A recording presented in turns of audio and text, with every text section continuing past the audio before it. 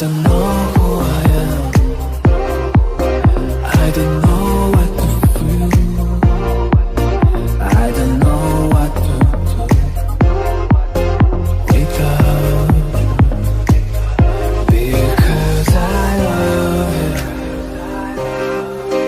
I love you. Because I love you. My life is not the same.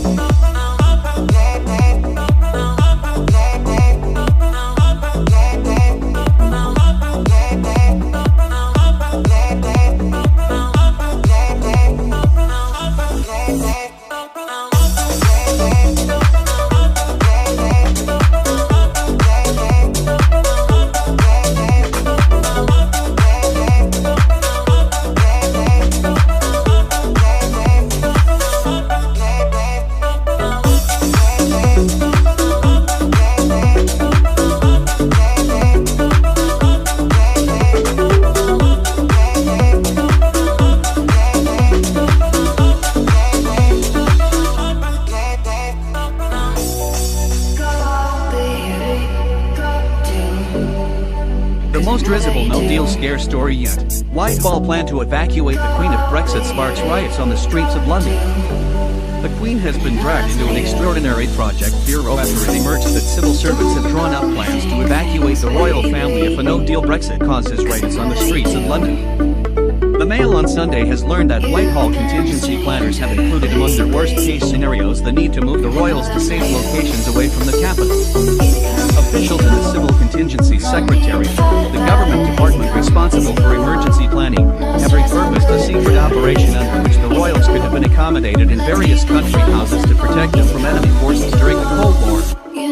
The revival of the plan was ridiculed by leading Brexiter Jacob Rees-Mogg, who described it as a wartime fantasy dreamt up by mandarins who had watched too many news clips of helicopters landing on the U.S. Embassy roof in Saigon, now Ho Chi Minh City, at the end of the Vietnam War. He told the Mail on Sunday, "The overexcited officials who have dreamed up this nonsense are clearly more students of fantasy than of history. The monarch's place is always in the capital, as the late Queen Mother, wife of George VI, made very clear during the Blitz." A source in the Secretariat said that the most extreme no-deal crisis scenario envisaged riots breaking out in London as shops ran short of staple foods. The source claimed that the plan had been moved up their priority list, which is dominated by issues such as the availability of clean water and medical supplies, after Mr. Rees-Mogg called on the Prime Minister last month to demand that the Queen should suspend Parliament in order to thwart efforts by Remainers to delay Brexit. Mr. Rees-Mogg argued that vestigial constitutional means could be necessary to stop a no-deal Brexit being taken off the table, and accused Number 10 of being behind the Queen's Brexit intervention last month when she made a plea for people across the UK to seek out the common ground that binds the country together. The source said, as the Queen has been dragged into some of the politics around all this, it becomes more likely that she and her family could be targeted by protesters. Neither Buckingham Palace nor Downing Street would comment yesterday, citing security concerns, but a senior government source insisted, "It is not Project Fear. There are dozens of contingency planners whose job is to envisage every possible eventuality.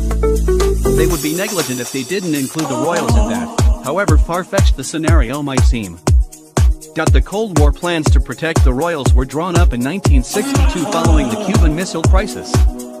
Under the first phase, named Operation Candid, if hostilities had broken out with Russia, members of the royal family would have been dispersed to a variety of country houses, where they would have been guarded by a newly formed militia called the Royal Duties Force. If tensions had escalated further, a so-called Python system would have been deployed, with senior royals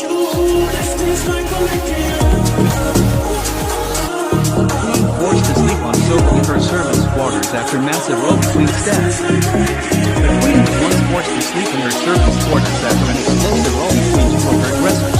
It has been claimed. The alleged tale was told at the funeral of the Queen's assistant dresser, Peggy Hope, who died at the age of 89. Speaking at her funeral last month, a friend of Miss Hope told the extraordinary anecdote, Mail Online reports. Peggy had a friendly rivalry with another dresser called May Freckles, and they were always vying for the Queen's attention and arguing among themselves, they said. They were trying to be top dog, if you like, and it was mostly on good terms, but sometimes it got a bit out of hand. The pair had been fighting at the monarch's official residence in Scotland. They added, one night when the Queen was staying at Holyrood House in Edinburgh, she suddenly turned up in the Page's vestibule. The Page's vestibule is the Stats reception room, and they were reportedly stunned by the sudden appearance of the monarch. Turned up in the Page's vestibule. The Page's vestibule is the Stats reception room, and they were reportedly stunned by the sudden appearance of the monarch. No one could believe their eyes when she arrived in her nightie wrapped in her bedclothes and blanket, Miss Hope's friend added. She just said, "I've got to get some sleep," and settled down on the sofa. Apparently Peggy and May had been arguing at the top of their voices in a nearby room when the Queen just couldn't get to sleep.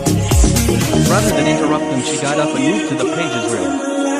She was very fond of Peggy and obviously couldn't bring herself to criticize her. Everyone just looked at each other and shuffled out of the room to let the Queen sleep. Miss Hope, who started her career as a seamstress, was described her friends as wedded to the job and worked for the Queen until her retirement. The assistant dresser was given a Grace and Favor home as a token of gratitude for her services. In other royal news, more than 8,000 Daily Star online readers have had their say on who they think should be the next Queen. And Meghan Markle, Duchess of Sussex, has made her debut as the royal patron.